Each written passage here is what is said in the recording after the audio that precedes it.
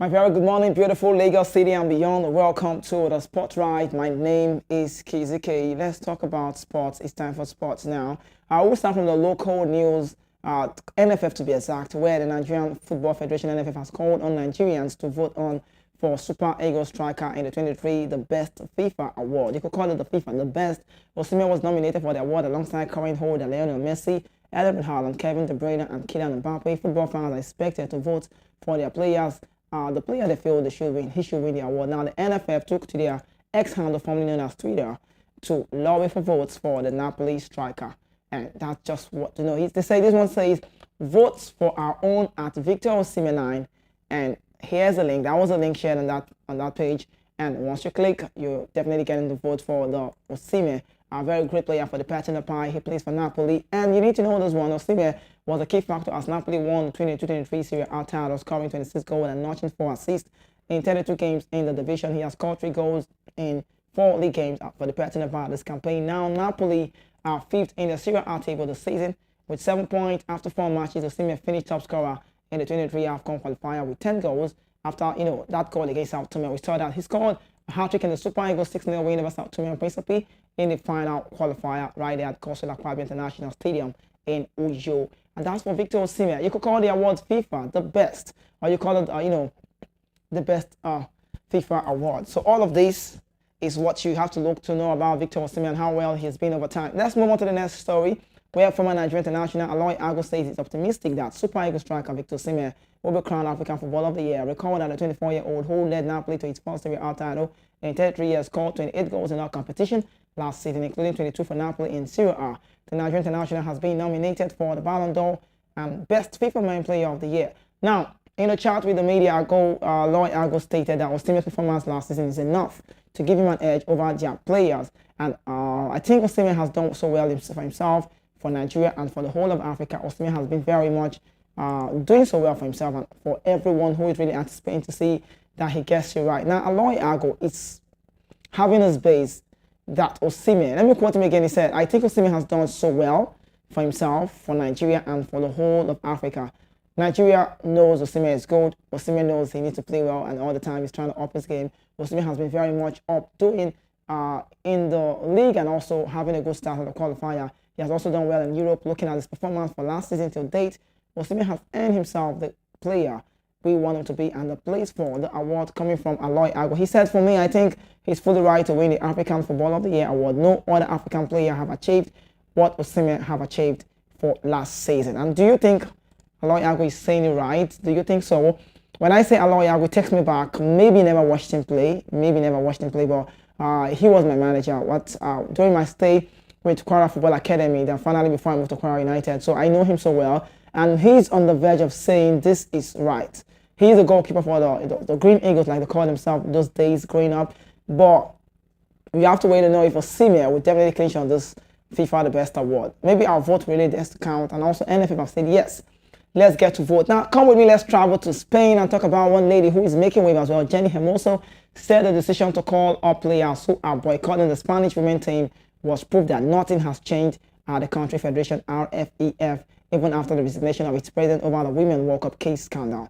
After most of Spain's World Cup winning squad were selected for the upcoming games earlier on Monday, the player said that she would continue to boycott her issue, which came after Rubiales' case Hermoso on the lips during the trophy presentation ceremony in Australia. Now, should the player refuse to call up, they could face fines of up to €30,000. That's approximately $32,000, and the suspension for the federation license for 2 to 15 years on the Spanish Sports Act. Victor Franco, the head Spain government national sports agency, told reports at the radio station that if the player did not show up, the government must apply the law. Hermoso, who was not called up for the squad, said the player had been caught by surprise by the call-up and were forced to react to another unfortunate situation caused by the people who continue to make decisions with the RFA. The RFA did not respond immediately to the request for comment outside normal business hours. The federation said in a statement earlier on Monday it was convinced for the need for the structural change and how to clarify who was responsible for the behavior of the player and the brought to light. Now, Motse Tome, who had replaced George Vida as coach of the national team, suggested Hermoso was left out of the squad because of the intense media attention she had received in the past month. Before I leave the space of the Spanish talk, I think everything is going right on one part.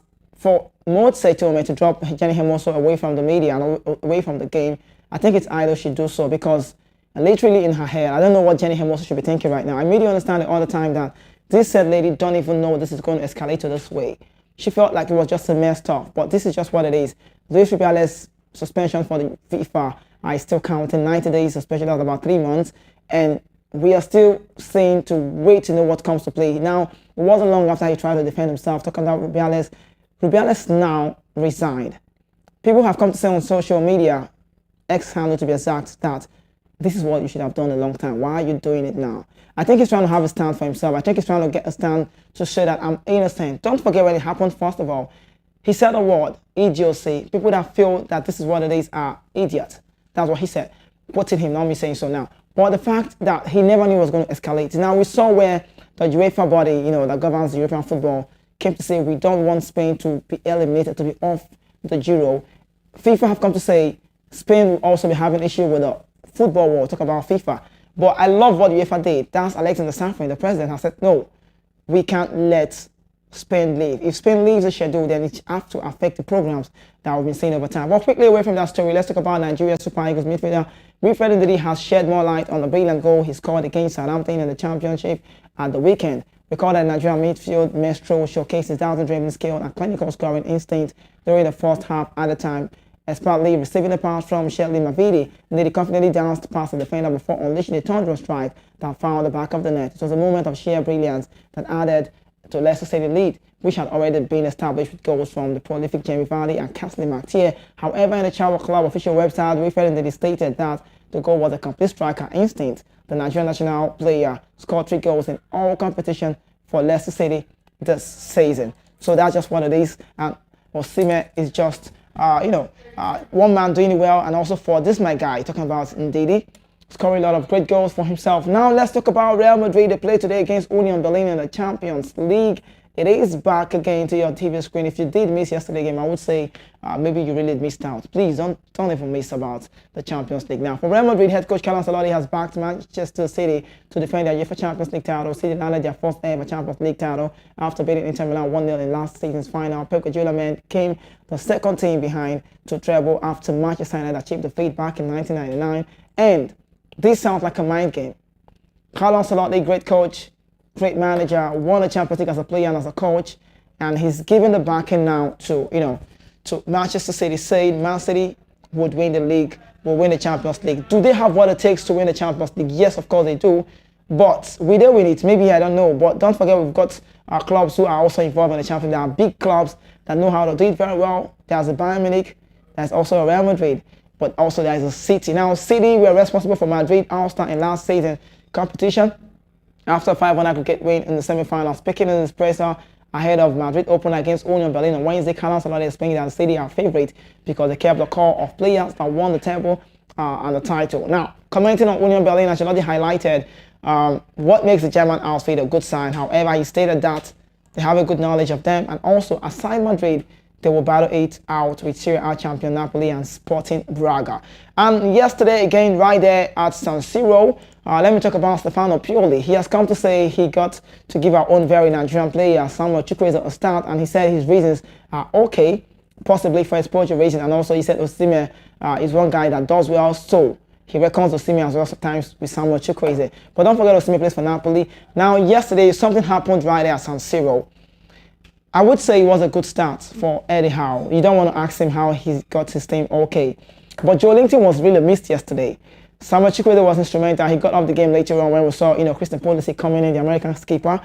But 25 shots from AC Milan and just 3 shots from Newcastle, you could agree, or you would say with me that AC Milan did so well, but the results should count. Now, Samuel Chukwueze was handed his first start as AC Milan were held on draw by Newcastle in the UEFA Champions League at San Siro. Chukwueze was replaced by Christian Pulisic in the 64th minute of the encounter. The 24-year-old failed to make much impact in the keenly contested game. The winger was not decisive in attack and also was unable to find the right combination to unlock the Newcastle defense. AC Milan dominated the game with 8 attempts to 1, but Nick Pope's save and wasteful finish saw the Champions League group start with a disappointing draw. The Rossoneri also lost to Ruben Loftus-Cheek and goalkeeper Mike Negan to injury in the game. Stefano Pioli will travel away to Borussia Dortmund for their next game on Wednesday, October 4th. Newcastle United will also entertain Paris Saint-Germain at the St. James Park coming same day. And that's for the Champions League. Now, moving on quickly, because of time, let's run. Kylian Mbappe is in the news. He provided the breakthrough for Paris Saint-Germain as they opened their Champions League campaign with a victory over Borussia Dortmund yesterday. Mbappe scored from the penalty spot on 49 minutes after his shot was handled by Niklas Süle. And also, PSG doubled their lead when Moroccan defender Achraf Hakimi combined well and combined Vitinha and doubled the home side. Now the French side are in the Group F with Newcastle and AC Milan. I saw that Süle himself should be, I think he needs to be spoken to. He needs to be spoken to. On paper, you would agree that Paris Saint-Germain takes up the day. On paper, you would say, yeah, they should get a score. But one man always scoring goals. And I ask myself sometimes, and I reminisce and I ask myself, how can Paris Saint-Germain cope without Kylian Mbappe? That's so big. I don't even see it happening anytime soon. But let's talk about another team that got the result right in the Champions League against Royal Antwerp of Belgium. I love to watch Otto Vermaelen play. He's just barely 18, 19. He's a teenager. And also maybe Barcelona might be coming for that guy. But Barcelona coasted to victory in their opening Champions League game with a comfortable win over Royal Antwerp. Javi Sal were 3 goals ahead of just 23-minute thanks to strike from João Felix and Robert Lewandowski, plus an own goal from Jelly Michele. Gavi added a fourth before Felix got on the second after the break to give Barca campaign the perfect start. Now, the La Liga side champions were eliminated in the Champions League group stage last season after that wonderful great game from some clubs, but for them they had a very, very bad start. But João Felix, if you want to call him the English way, you could call him João Felix, but you understand the Portuguese João Felix.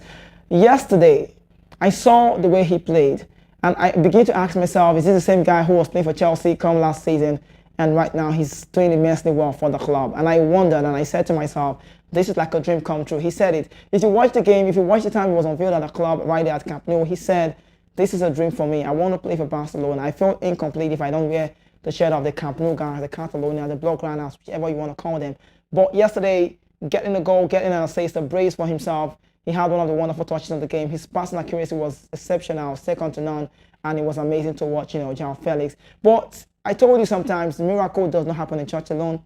It does happen in football. We saw that from goalkeeper Ivan Providel, scored in 95th minute equalizer as Lazio held Atletico Madrid to a draw in the Champions League opener with just seconds remaining. Providel went up for a late corner and glanced a fine header into the net from Luis Alberto Cross. It prompted wild celebration for the Lazio side, who raced to hug their unlikely goal-scoring hero. Pablo Barrios deflected the strike and had given Atletico first-half lead after Alvaro Morata hit the post. Providel, made several excellent saves to keep Lazio in the match before providing a crucial contribution at the other end of the pitch to end Italian side point in the Group A. Now, Providel, a wonderful goalkeeper to score in the Champions League.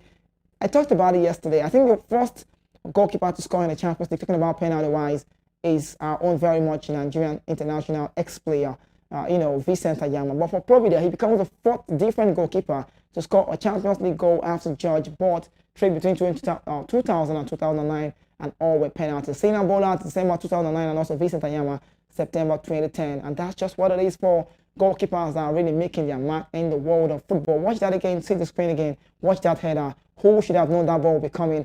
And that's just what it is. Watch the game, see that cross, and of course he heads it into the goalpost, and that's just amazing to see. Now, quickly, let's get to talk about European champions. Manchester City are up and running in this season competition. The question is, will Manchester City win the Champions League again? Pep Guardiola said winning the treble was not easy. It wasn't an easy feat. But for the fact that we've won once, I think everything is possible now. We saw what he did at Barcelona. And this time around, that man is one man we should be really looking out for. They somehow fell behind with Osman Bakari scoring just before halftime to punish Wasteful City. But inside 2 minutes of the second half, Julian Alvarez made it level. Alvarez's free kick was then punched into the own net by Omri Glazer for 2-1 before Rodri composed finish made it 3-1. Manchester City having a good game for themselves. And I think one thing I want to say to Man City now, let me just talk a little bit about Pep Guardiola after he came back from the back injury. I would say it's not good to sound this way. Manchester City have conceded goals first in the Premier League last game they played against West Ham, and against Royal, against the Serbian club, Crvena Zvezda. You want to call them by the Anglophone media, where you could call them Red Star Belgrade, a club in Serbian. They scored yesterday, first of all, and everybody felt like, yeah, it's done. But while I was saying the game, I already knew in my head that no, they can't even contain City because City had more of the ball shares, more of the ball possession, playing those passes in between space and time, and making everyone correctly. I knew it was going to be a City day. You know, Julian Alvarez getting the start, and this time around he's been showing that yes, I'm cool enough to go. No Kevin De Bruyne, but the goals keep coming, and the winning looks very inevitable for Pep Guardiola's side. Can they win the City? Can they win the Champions League again? Maybe time will tell. We know if we're going to sing the song for the Etihad guy. But don't forget today continues again a Champions League match. Please, I beg you, don't miss out on any of those games because it will be so much interesting. You see Arsenal playing against PSV. You see Union Berlin away to Real Madrid. All of these games will come your way. Manchester United away to Lens Arena Style, Bayern Munich, and don't miss out Sevilla Lens. Great game to say. Thank you so much for sticking around with me right here on Voice of the People TV. My name is KZK. Please do well to do it right because if you're not doing it right, then you are definitely doing it wrong. Stay safe. I'm out. Bye-bye for now.